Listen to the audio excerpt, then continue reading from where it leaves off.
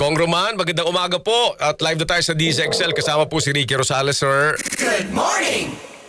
Good morning, Ricky, at sa lahat na nakikinig, nanonood. Good morning po sa ating lahat. Opo, salamat sa inyong panahon, Kong. So, diretsuhin po natin, ano bang pinagninilay-nilayan ninyo ngayon dito po sa nangyaring shooting incident sa Tacloban with regard to, well, possible legislation, Kong? Well, una, Ricky, talagang sa totoo, nabanggit mo rin kanina, medyo talagang nagulat po talaga tayong lahat dito sa pangyayaring ito. Kasi sa totoo, Opo. hindi naman po ito common para sa kultura ng Pilipino.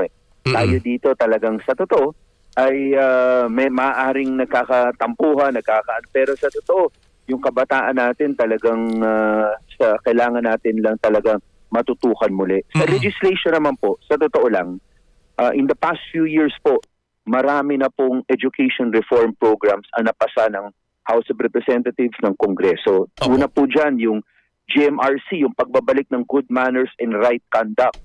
Simula pa lang ng Stage 1, grades 1 to 6 as a subject, meron na po yan. Pangalawa po, alam natin na napakalaga dahil sa social media, dahil alam niyo naman po, talagang dumadami rin yung populasyon natin, Opo. ay yung issue tungkol dun sa mental wellness ng mga estudyante natin, teaching and non-teaching.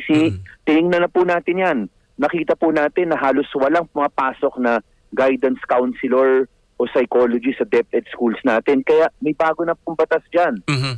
Under the new law, ay binibigyan na po natin ng karera ang mga guidance counselors, mga psychologists na papasok po ng DepEd family natin. Ang ginawa po natin dyan, tinaas po natin yung salary grade niya. Dati, salary grade 11 ang start niya, hanggang 13 lang.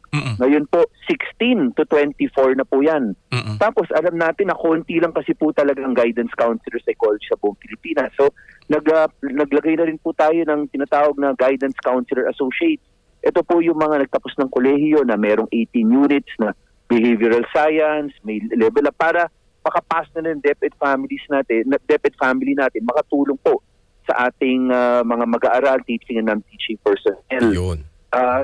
Ang issue na lang po dyan talaga, sa totoo lang, ay kailangan po talaga ay medyo maging agresibo, maging hands-on po talaga, medyo active participation. Kailangan po, nandiyan na yung batas, sa kasalukuyan po, sa ilalim po ng ating GA, meron dyan 10,000 items para new hires, para yung mga guidance council associates.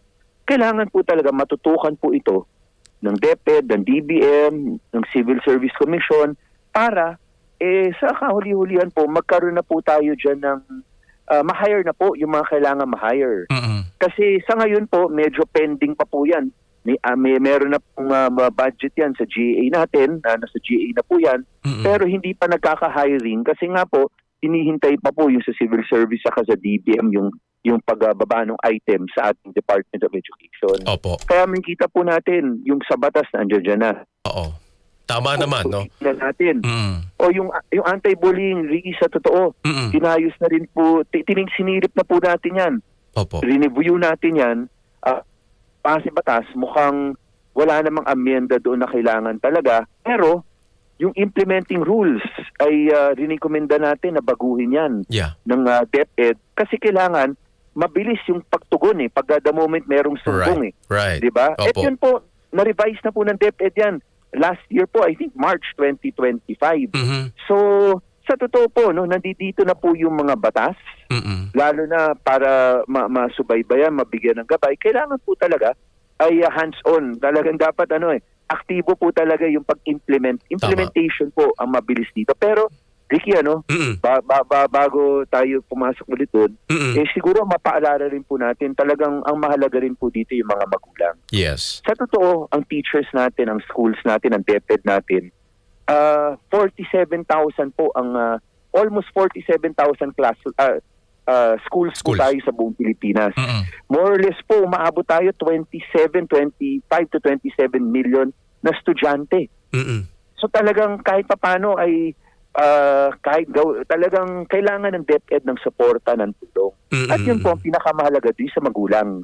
Kasi karamihan naman ng oras sa bahay mo po talaga. Naintindihan natin, maraming mga magulang ngayon ay solo parent o kaya pareho nagtatrabaho, no? Opo. Pero kahit ganun po, no, ay talagang dapat makita po natin, bigyan natin ng oras yung ating mga anak, apo. Pag nakita po natin na yung mga games na nilalaro ay medyo hindi natin maintindihan, hindi naman masamang tanungin yung anak natin kung ano yan. Makita natin kung yung impluwensya ba niyan ay medyo kailangan ng tamang gabay. So sa totoo po, no, talagang lahat tayo kailangan. Pero again po, sa tanong ninyo, may batas na po ba? Sa pananaw ko po, meron naman mga batas para na nailatag na po education reform packages. Sana po ma-implement siya ng mabuti. Well and good. Oo. So kung sa mga binanggit mong yan, paano mo tinitingnan nga itong recent shooting na ito sa Tacloban? Because, a lot of us, no, sa yung mga nagmamasid dito at medyo malay, conscious, ako po kasi siguro first time ulit para na-interview ko na kayo before pero ngayon lang ulit tayo nagkahuntahan sa kabilang estasyon pa yata ko kayo kumbaga hindi na bago sa atin ito eh. But do you see bullying as the center na kailangan natin pagtuunan ng pansin din when it comes to mahinahong pag-uusap dito sa nangyari sa Tacloban? How do you see this, Kong?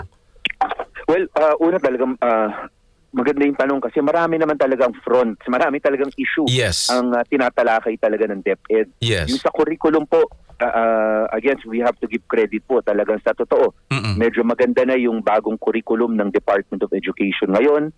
Ngayon term lang, ngayon academic calendar lang yan po talaga mai-implement.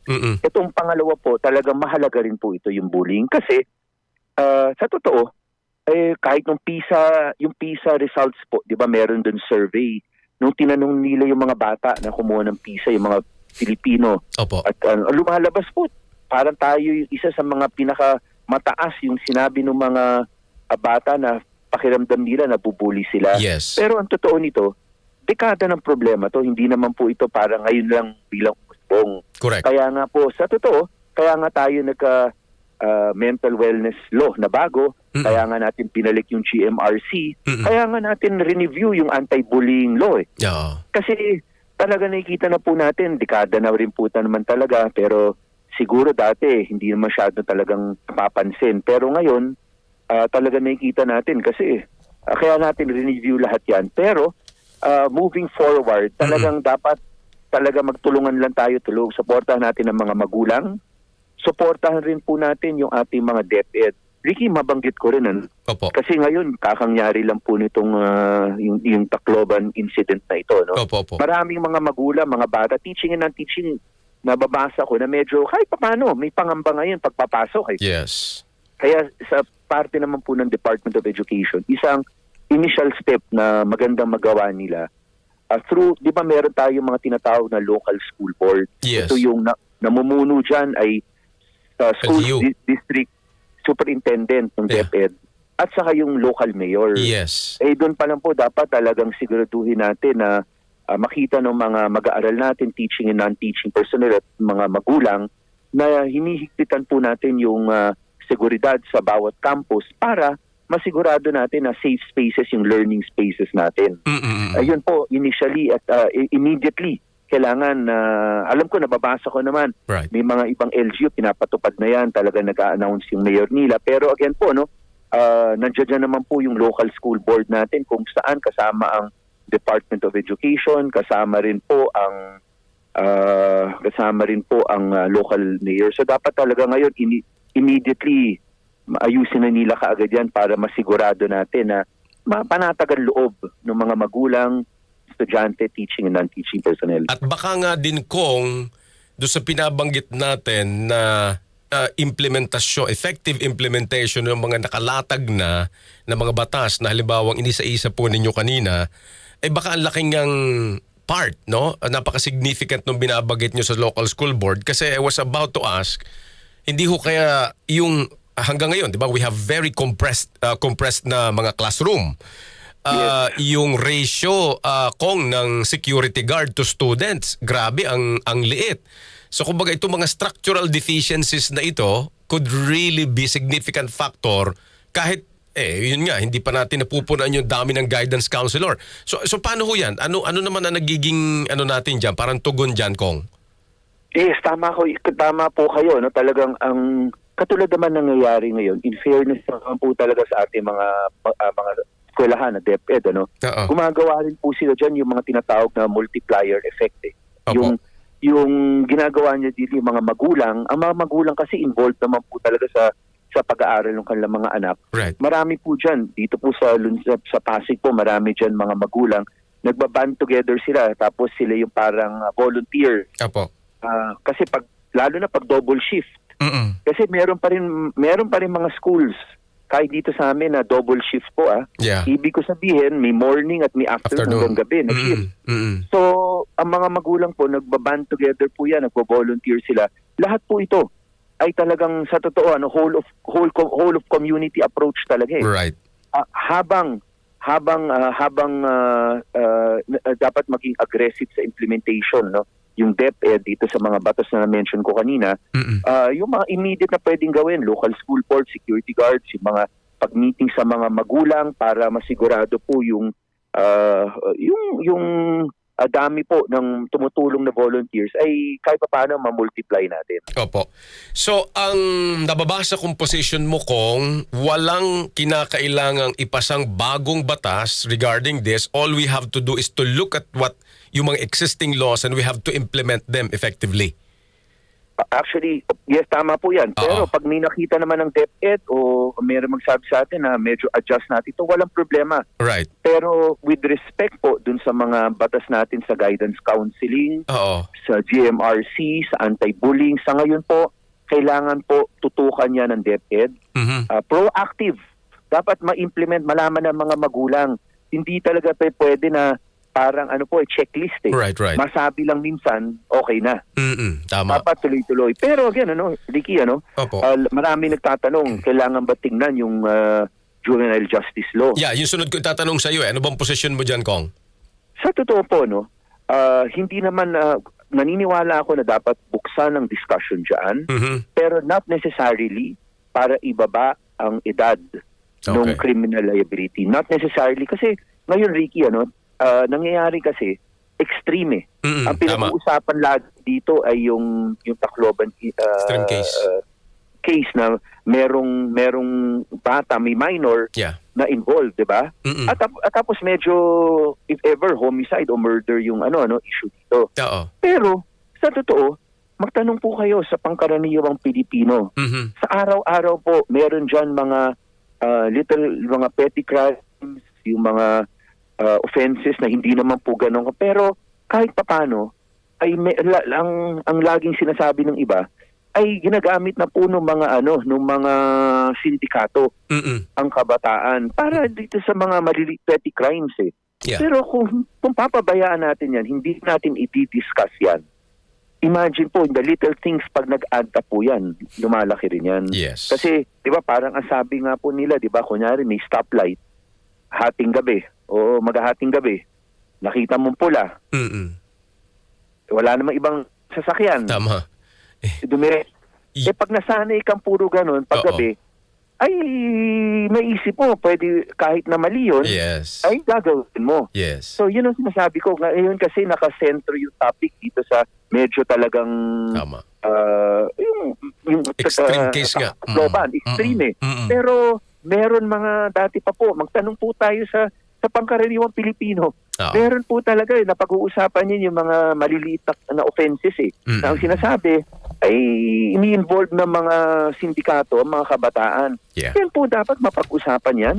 Yes. At puro pagka ganun, dapat ay mas matinding investigasyon kasi kung merong mga adults na involved dyan, dapat mapatawan talaga sila ng hindi naman pwede na parang hands-off na lang lagi, di ba? Right. At saka very revealing, Kong, yung naging panayam ko po dun sa Executive Director ng Juvenile Justice and Welfare Council, si Attorney Tricia Oco, na doon sa 10-year study nila, in fact, with Juvenile Justice and Welfare Act na RA 9344, napababa yung bilang ng mga nasasangkot, yung mga children in conflict with the law eh. In fact, sabi niya by 2025, naging 5,000 na lang from 20,000. So, what does that suggest? It suggests na, yun nga, parang tama yung binabanggit mo rin, ibang angguluhan lang yung pinaliwanag mo po na baka extreme case nga lang itong nangyari sa Tacloban, but kailangan mahinahon yung usapan natin dito sa kasalukuyang kasi baka alam mo yun, mawala yung focus naman doon sa dapat nating tingnan. Opo. Sige, so Pero again, Ricky, opo. yung binabanggit na mga datos na ganyan, Opo. napakahirap pong paniwalaan yan. Sa totoo lang. Napakahirap paniwalaan. Magtanong po tayo sa pangkaraniwan tao po. Umikot lang tayo sa ating mga sa ating mga kanya-kanyang lugar. Sa totoo po. Ang nangyayari kasi, lalo na pag petty crime, ay pinapakawalan ka agad. Yan po ang nangyayari. So, sa totoo, walang record yan. Diba? So, para gamitin po yan na datos ng Juvenile Justice Commission, parang hindi naman po siguro magiging akma yun dito sa talagang tunay realidad na nangyayari sa labas. So what do you suggest along this line, Kong? Well, sa akin katulad binanggit ko kanina, kailangan talaga buksan yung discussion dito, tingnan yung iba-ibang anggulo, tingnan po, maimbitahan po natin yung iba-ibang mga grupo at magtanong lang po tayo talaga sa pangkaraniwang Pilipino. Meron talaga mga petty crimes na nangyayari. Okay. Na ang sinasabi, kabataan. Yung sinasabi ko lang, yung sinasabi nung resource guest po ninyo na bumababa ang numero, natural po yun dahil under the law, walang criminal liability po pag below 15 o di ba? So, sa totoo, hindi naman talaga magkakaroon ng datos doon.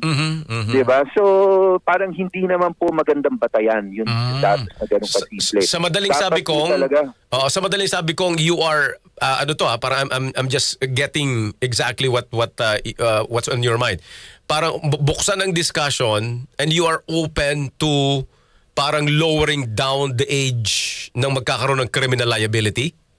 Hindi, Ricky kasi meron mga nuances Okay. Yung nuances dyan, paano po yung, dito kasi po sa juvenile justice, ang pinag-uusapan lagi, magulang Okay. Diba? Paano po kung merong sindikato na? Na gumagamit sa mga bata? Correct. Siguro, yung angulo na yun ay kailangan ma-explore na. Yes. Yung mga gumagamit ng minors talaga. Kasi ang minors po talaga, sa totoo lang, kaya hindi rin ako masyadong, pasensya na Ricky alam ko bubuksan naman yung topic na yan, pero hindi pa ako sang-ayon talaga sa pagbaba nung age ng criminal liability kasi ang bata po talaga. Sumusunod po yan sa nakakatanda Influensya po talaga yan Yan yung circumstances diba? So sa totoo, kung binigyan ng tamang gabay, kunyari ay tama naman yung GMRC natin ay mag-work na talaga. Medyo mas maganda po ang mangyayari, di ba? Pero to immediately lower the age, parang baka hindi po yun ang sagot. Ang sagot po, hanapin po natin yung mga nakakatanda, yung mga adult na nakaka-influensya po sa ating kabataan na hindi magandang influensya. And that's a very good point kasi yun din yung sinasabi namin, Kong, na bakit ba pag may mga ganitong usapin, palagi kasing ang focus yung children in conflict with the law. Kumbaga laging nakadun na sentro, and now what you are saying, it's a very good addition to the conversation. Kasi yung mga sindikato nga, yung role ng mga ng crime, no? That's what you're saying, that's very important. That's very important. Kasi Ricky, di ba magtanong lang tayo sa pangkaraniwang Pilipino mararamdaman mo po yan Right. mo talaga na nakikita nila, sasabihin sa'yo na sabihin sa akin na, Roman, medyo magulo sa lugar namin ngayon. Nagka-away-away kagabi. Ay, yung mga ganun. O kaya may masasabi sa'yo na merong, again po, wala naman talagang datos. Pero sasabihin na meron akit bahay pero mukhang mga hindi naman raw talaga yung mga masyadong matatanda talaga. So may issues talaga na kailangan mapag-usapan. Sige, Kong, siguro finally, dahil nga ang ganda nito at yung sabi mo na open ka sa discussion, meron ba kayong kung hindi ako nagkakamali, di ba sa EDCOM to din kayo, Kong, di ba? Tama? Yes, opo. Are you planning to open up discussions, formal discussions on this sa Congress or any forum, Kong? Alam ko kasi marami na po nag-file ng mga kanya-kanyang bill. Para sa akin, maganda na dinigin na natin kaagad yun. Alright. So yung mga existing na lang na Yes. nakahain. Kasi nakatuon na po dyan eh. Okay. In fact, meron sa House of Representatives ngayon, meron pinag-uusapan sa revision of laws yung pag-codify ng criminal code eh. Right. So kasama rin po yung, I'm sure pwede pag-usapan po yan doon. Weekly po may meeting yan eh. Alright. Oo. Sige. Kong, salamat sa panahon mo. Information, that's very good conversation. At we'll keep in touch, sir, sa conversation. Salamat po. Okay. Go have a good morning. Thank you, sir. Thank you. Good morning! Representative Roman Romulo ng Pasig at siya ho ay chairperson ng House Committee on Basic Education and Culture. Ayos.